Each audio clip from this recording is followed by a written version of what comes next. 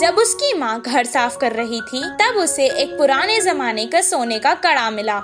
वो उसे अपने हाथ में लेकर कहने लगा, माँ, मुझे ये कड़ा एक दिन के लिए पहनने को दो ना।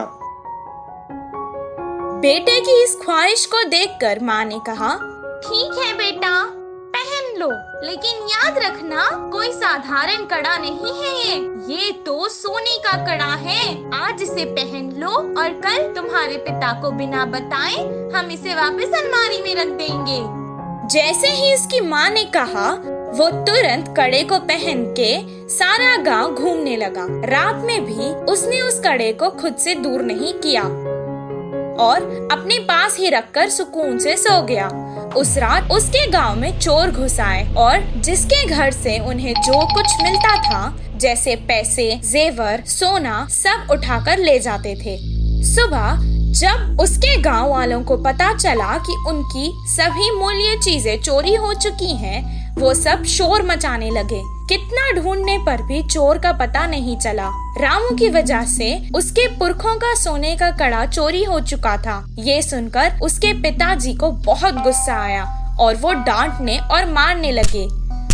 कुछ देर बाद उसने कहा, वो कोई खिलौना नहीं था जो तुमने खो दिया, वो मेरे पुरखों की निशानी थी। अब दोबारा मुझे अपनी सूरत नहीं दिखाना, निकल जाओ यहाँ से।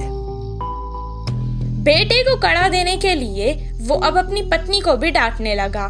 वहीं रामू अपने पिता से मार खाकर बहुत दुखी होकर घर से रोते रोते निकल गया। पास के बगीचे में जाकर एक बड़े पेड़ के नीचे रोता हुआ वो बैठ गया। वहीं पेड़ के नीचे जो चोर ने उसका कड़ा चुराया था, वो चोरी किया हुआ सामान वहां बंटवारा कर रहे थे। वो दोनों चोर जोर जोर से बात कर रहे थे।